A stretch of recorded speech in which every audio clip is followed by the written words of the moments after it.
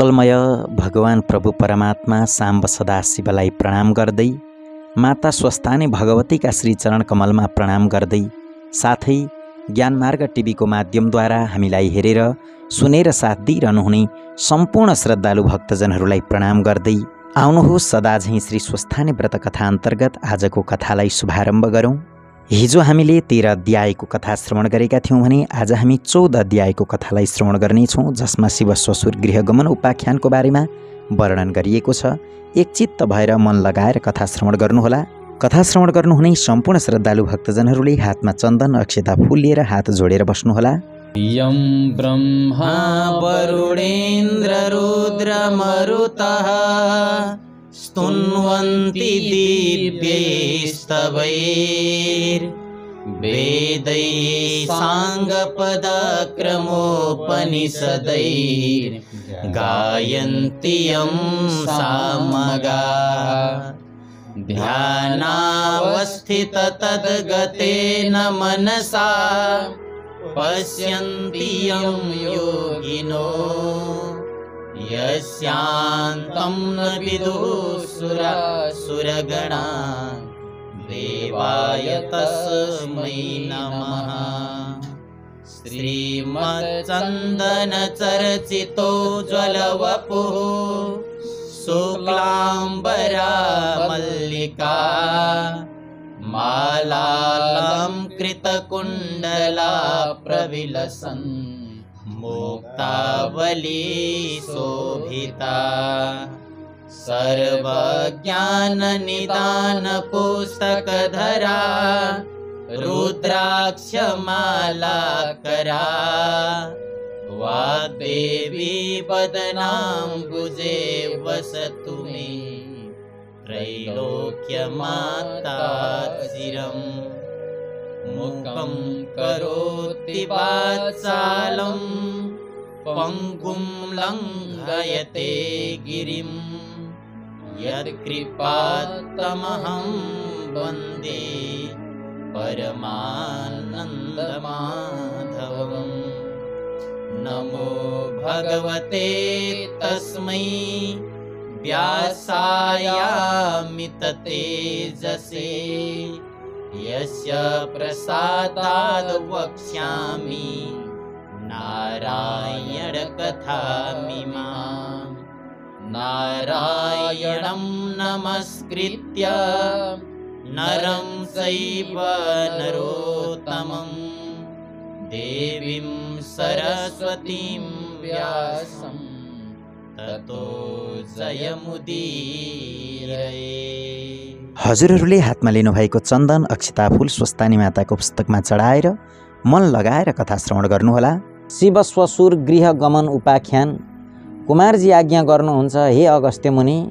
त्यसपछि पार्वतीले श्री स्वस्थानी परमेश्वरीको प्रसाद 8 रोटी, 8 अक्षता, 8 बेली पुष्प, 8 पान, 8 कुडका सुपारी सगुन समेत, हे स्वामी, अब मेरो तपस्या पूर्ण भयो।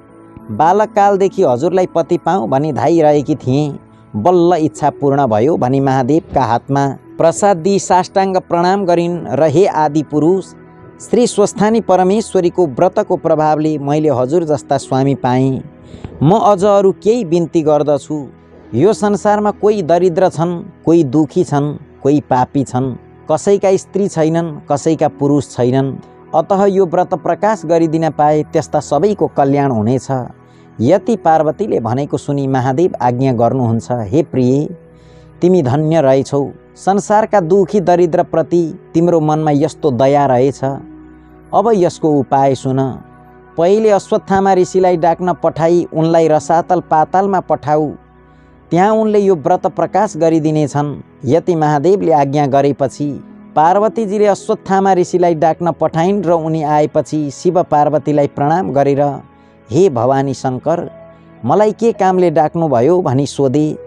अनि पार्वतीले आज्ञा गर्नुभयो, हे अश्वत्थामा, तिमी रसातल पातालमा जाऊ र त्यहाँ जो दुखी छन्, जो दरिद्र छन्, जो पापी छन्, जसका स्त्री छैनन् र जसका कोही सन्तान छैनन्, तिनलाई यस्तो विधिले व्रत गराऊ भनी आफूलाई विष्णुले उपदेश गरे झैं सारा व्रत विधि बताइन् र पाताल जाने बिदा दिइन्।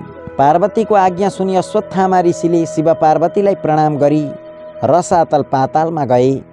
हे अगस्त्य मुनि, त्यसपछि एक दिन महादेवले यी पार्वती कत्तिकी बाठी रहेछिन् जाँच गर्नु पर्यो भनी आफू कसैले नदेख्ने स्थानमा लुक्न जानुभयो। महादेवलाई नदेखी पार्वती यताउति खोज्दै गइन्, तर कहीँ पाउन सकिनन्।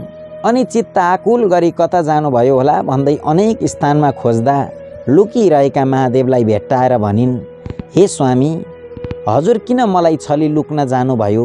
म राम्री भइन कि हजुरको मन परिन कि मलाई किन छाडेर अन्त जानुभयो? पार्वतीले त्यसरी भनेको सुनि महादेव केही पनि नबोली मनमा नै भन्न लाग्नुभयो, यी पार्वतीले मलाई यसै छाड्ने भइनन्, अब रूप फेरेर अर्को रूप धारण गरी वन विहार गर्न जान्छु भन्ने निश्चय गरी अन्तर्ध्यान भएर श्लेषमान्तक वनमा किरातीको रूप धारण गरी शिकार खेल्दै हिँड्न लागे। पार्वतीले फेरि महादेवलाई देखिनन् र मनमा नै दुखी मानी यसरी महादेवले मलाई किन छल्नुभयो भन्ने शङ्का गरी ध्यान दृष्टिले विचार गर्दा महादेव किरातीको रूप धारण गरेर श्लेषमान्तक वनमा शिकार खेल्दै हिँडेको थाहा पाइन् र महादेवलाई झुक्क्याउनको लागि अत्यन्त राम्री किरातिनीको रूप धारण गरी अनेक हाउभाउ कटाक्षले युक्त भएर श्लेषमान्तक वनमा पुगी एउटा ठुलो वृक्षको छायामा बसिरहन्। केही बेरपछि महादेव पनि डुल्दै त्यहीँ आउनुभयो र किरातिनी रूप पार्वतीलाई त्यहाँ बसिरहेकी देखेर तिनको रूपमा मोहित भई सोध्नुभयो, हे सुन्दरी, तिमी को हौ? देवकन्या हो कि यक्षकन्या हो? नागकन्या हो कि स्वर्ग कि अप्सरा हो? मैले देख्दा त तिमी जस्ती सुन्दरी यस संसारमा हुन दुर्लभ छ। एक्लै यस्तो वनमा आएर किन बसिरहेकी? तिमीलाई डर पनि लाग्दैन कि? यो भयङ्कर वनमा जङ्गली जन्तु बाघ हात्ती आदिको पनि कति भय नमानी निर्धक्कसित किन बसेकी छौ? यति किराती रूप महादेवले आज्ञा भएको सुनि पार्वतीले महादेव यिनै हुन् भन्ने चिनेर मनमा नै दण्डवत प्रणाम गरिन्। त्यसबेला महादेव कस्तो रूपमा आउनु भएको थियो भने बायाँ हातमा धनुष र दाहिने हातमा त्रिशूल लिएका, काँधमा सर राख्ने ठोक्रो भिरेका, नागका गहना लगाएका, देख्दैमा डरलाग्दो मूर्ति भएका त्यस्ता किराती रूप महादेवसित पार्वती भन्दछिन्, हे किरात, म यहाँ बसेको धेरै दिन भयो। किरातिनी हुनाले वन जन्तुको डर पनि लाग्दैन। म यहाँ तपस्या गरेर बसेकी छु। यस्तै प्रकारले दुवै दम्पतिको परस्पर कुरा गर्दा गर्दै साँझ पर्यो र किराती रूप महादेवले भन्नुभयो, हे सुन्दरी, तिमी पनि एक्लै रहेछौ, म पनि एक्लै छु। आज हामी दुवै यहीँ बास गरौँ। महादेवको यस्तो वचन सुनि पार्वती भन्दछिन्, हे किरात, तिमी लोग्ने मानिस, म स्वास्नी मानिस, यस्तो जङ्गलका बीचमा एक्लै अरू कोही नभएको स्थानमा कसरी एकै ठाउँमा बास बसौँ? फेरि पुरुष जातिको मनमा धर्म हुँदैन। राम्री स्त्री देखेपछि माता पिता घरद्वार सबै बिर्सन्छन्। तसर्थ एकै ठाउँमा बास नबसौँ, यो कुरा नगर। यति किरातिनी रूप पार्वतीले भनेको सुनि किराती रूप महादेवले, हे सुन्दरी, यस कुरामा तिमीले शङ्का नगर भनेर भन्नुभयो र दुवै स्त्री पुरुष त्यही वृक्षमुनि बास गरे। यही क्रमले बस्दा बस्दा निकै दिन बित्यो र एक दिन पार्वतीले विचार गरिन्, यी भोलानाथ सधैँ यसरी नै बसेर पनि निर्वाह गर्न सक्दछन्, अब केही युक्ति गर्नु पर्यो भन्ने निश्चय गरी महादेवलाई छलेर आकाशवाणी भए झैँ गरेर भन्न लागिन्, हे जगदीश्वर, हजुरले याद नराख्दा हामी ब्रह्मा विष्णु इन्द्रादि सबैले साह्रै कष्ट पायौँ। यसै गरी बस्नुभयो भने हाम्रो कल्याण कसरी होला? कैलाश शून्य भएको निकै दिन भइसक्यो। हे वृषभध्वज, कैलाशको चर्चा गरी हाम्रो उद्धार गर्नुहोस्। यस्तो आकाशवाणी भएको सुनि यो कसका उपर भनेको होला? फेरि म यहाँ आएको न कसैलाई पनि थाहा छैन भनेर यता उता हेर्दा केही पत्ता पाउन नसकी देवताहरूले भने होलान् भनी चुप लागेर किरातिनी रूप पार्वतीलाई नदेखी खोज्न लाग्नुभयो। अनि पार्वती पनि केही थाहा नपाए झैँ गरी फलफुल टिपेर खान लागेकी थिइन्। किरात रूप महादेव त्यहीँ पुगेर, हे सुन्दरी, तिमी कता गएकी थियौ? मैले तिमीलाई खोज्दा कहीँ पाउन सकिनँ भनेर भन्नुभयो। अनि पार्वती भन्दछिन्, हे किरात, म कहीँ पनि गएकी छैन, भोक लाग्यो र कन्दमूल खोज्न हिँडेकी हुँ। यसरी कुरा गर्दा गर्दै पूर्ण चन्द्रभन्दा पनि राम्री पार्वतीलाई देखेर चित्त चञ्चल भई कामले पीडा गर्दा महादेवले किरातिनी रूप पार्वतीलाई समात्न जाइ लागे।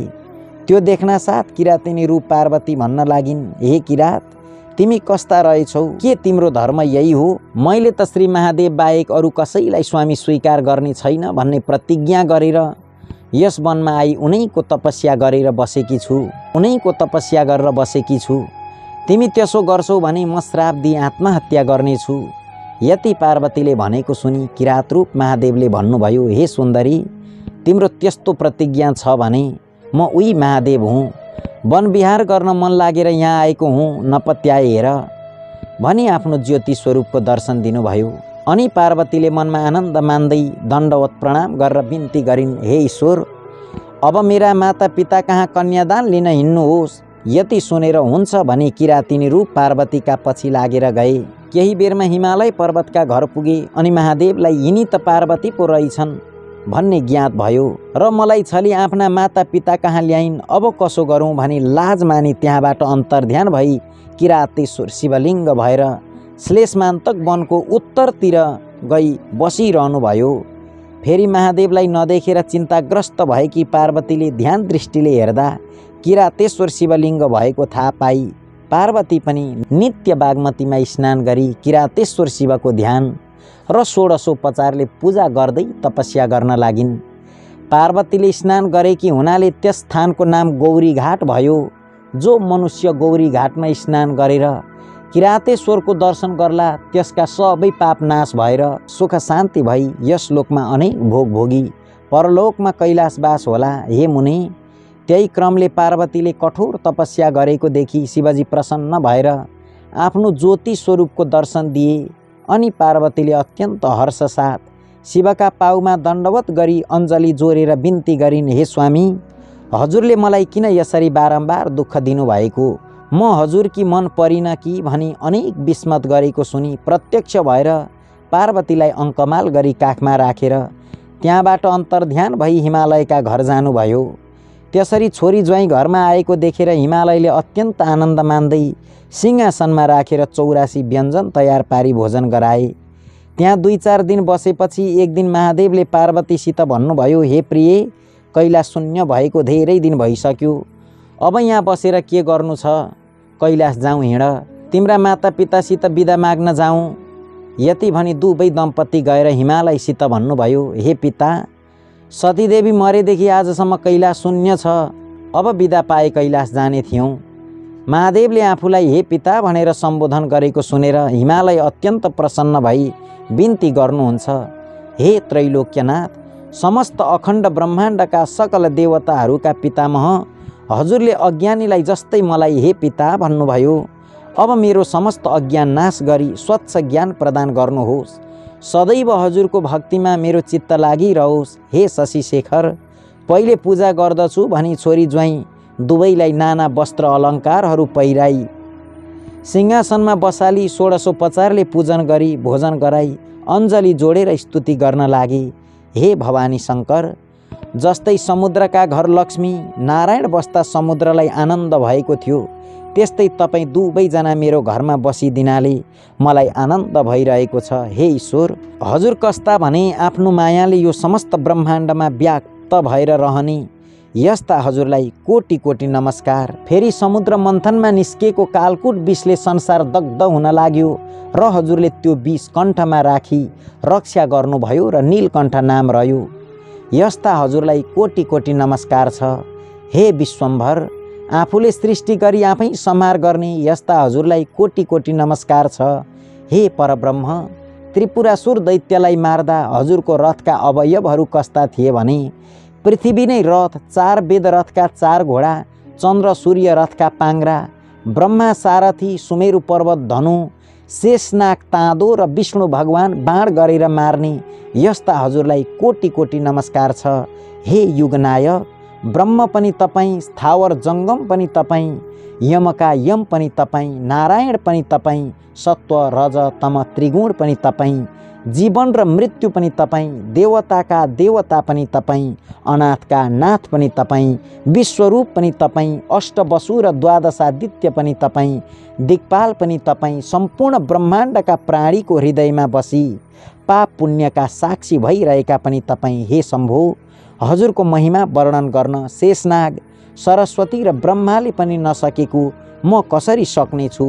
यसरी हिमालय पर्वतले स्तुति गरेको सुनि महादेव प्रसन्न भएर हँसिलो मुख पारी, हे गिरिराज, तिम्रो श्रद्धा भक्ति देखेर म प्रसन्न भएँ। सदैव मेरो भक्तिमा चित्त लगाई अन्त्यमा कैलाश पद प्राप्त गरी अब हामी जान्छौँ भनी हिमालय पर्वत र मेनकासित विदा भई साँडीमा चढेर पार्वतीलाई काखमा लिई कैलाश पर्वतमा गएर प्रमथगणसहित भई आनन्दले रहँदा भए।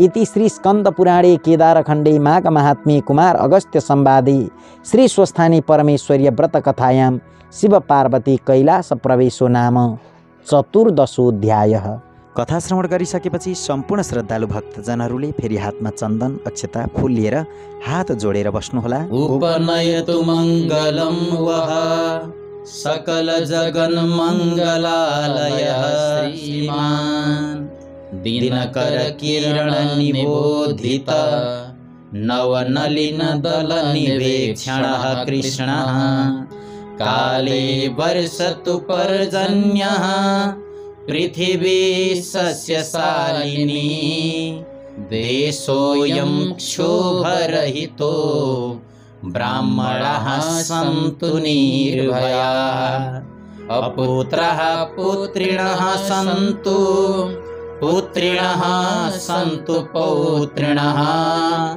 निर्धनः सधनः सन्तु जीवन्तु शरदां शतम् तत्रैव गंगा यमुना च तत्र गोदावरी सिन्धु सरस्वती च तीर्थानि सर्वाणि वसन्ति तत्र यत्राच्युतोदारकथा प्रसङ्गः या कुन्देन्दुतुषारहारधवला या शुभ्रवस्त्रावृता या वीणावरदण्डमण्डितकरा या श्वेतपद्मासना या ब्रह्माच्युतशङ्करप्रभृतिभिर्देवैः सदा वन्दिता सा मां पातु सरस्वती भगवती निःशेषजाड्यापहा